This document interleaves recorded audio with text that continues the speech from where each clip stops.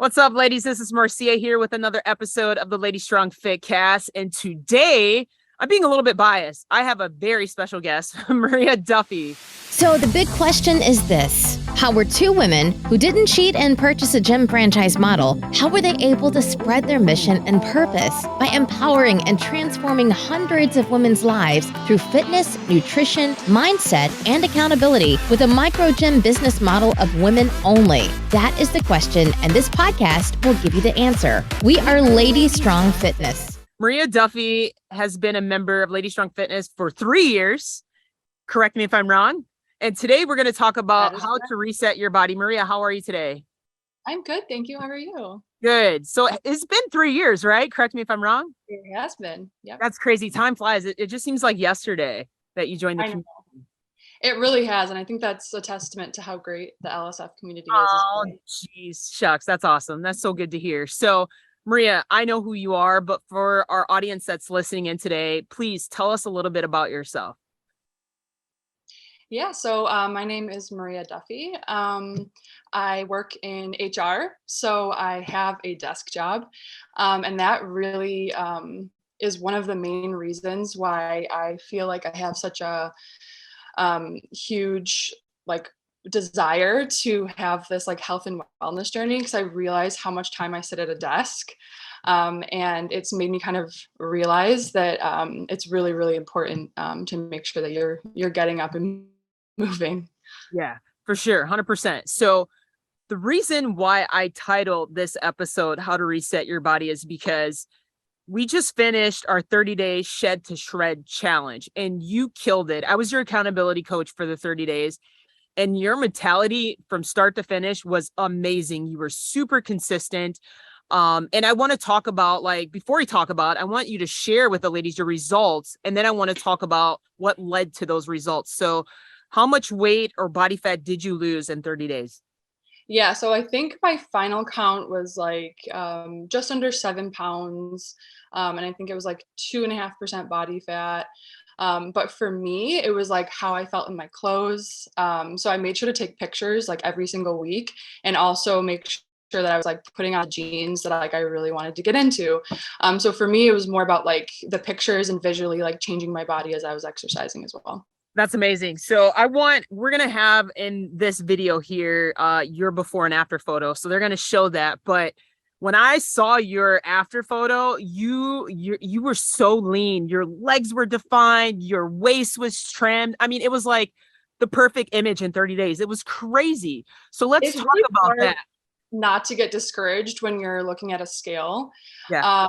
Because that's the reason why I wanted to take the pictures, because I feel you can look at a scale and it's 0.2 or even goes up a few and you're I'm being consistent. Why isn't this changing? So that's why I feel I always encourage people to take pictures. Because for me, that's it really keeps me motivated. I like that. So ladies, take some notes. Don't always rely on that scale. Take photos. So Maria, what was the biggest contributing factor for you being so successful in those 30 days?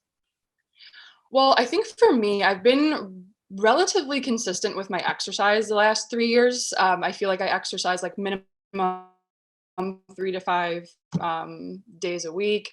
I think for me, it was more a kickstart for I'm very conscious about my long-term health, but I love food. So it often comes with a huge internal conflict for me that can bring a lot of guilt and shame when I'm disappointed with my food choices. So for me, the biggest part of it was going to be the food, which is why the challenge for the accountability part was so important for me, because that's really what kickstarted into making sure I was making those choices on a more consistent, long-term basis. I like that. And you did mention you're I've done so many challenges with you guys in the past, but this was by far my favorite challenge.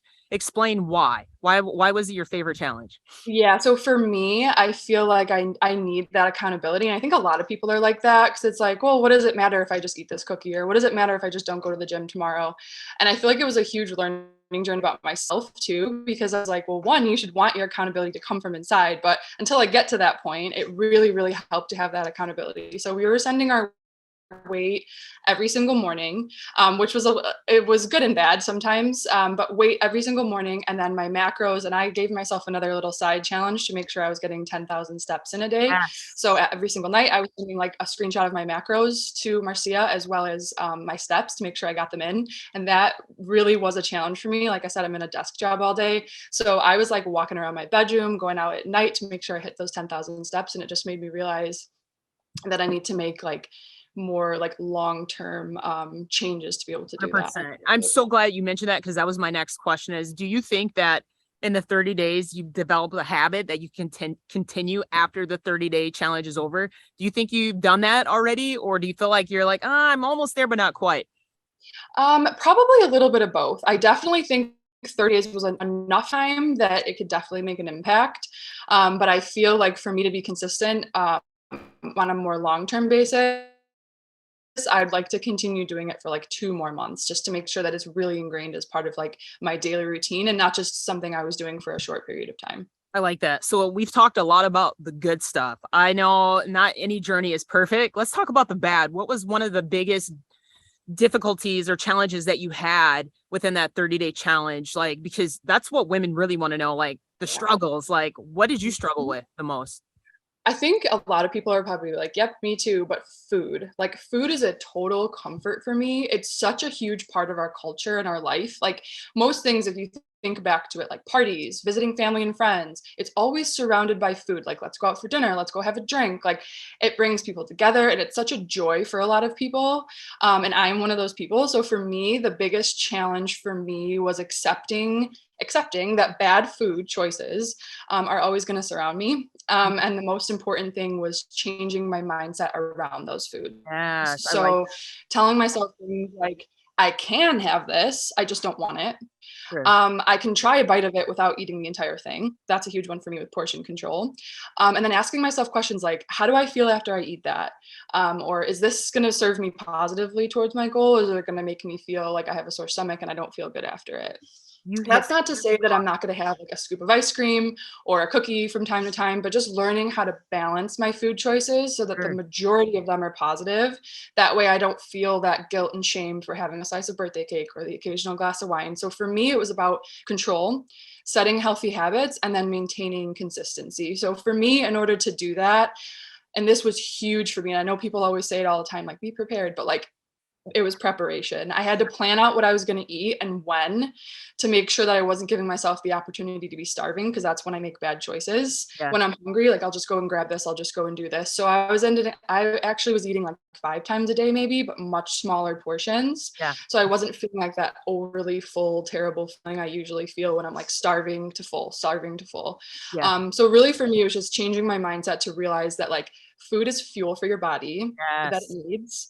When you give it what it needs, you feel better. Like Yeah. it's really as simple as that, and just continuously telling myself that. That's awesome. You sound like the expert right now. I think you should be in my seat. Seriously. So, you know what? That answer that you gave, it's probably not what people want to hear, because let's be honest, it's a lot of work. You're like, damn it, there's no shortcut. Like, I was hoping, you're like, I need to prepare. I need to do this. I need to do that. And a lot of people want those shortcuts. They just want to be there already. You know what I mean? But it takes time, it takes effort, and it takes consistency.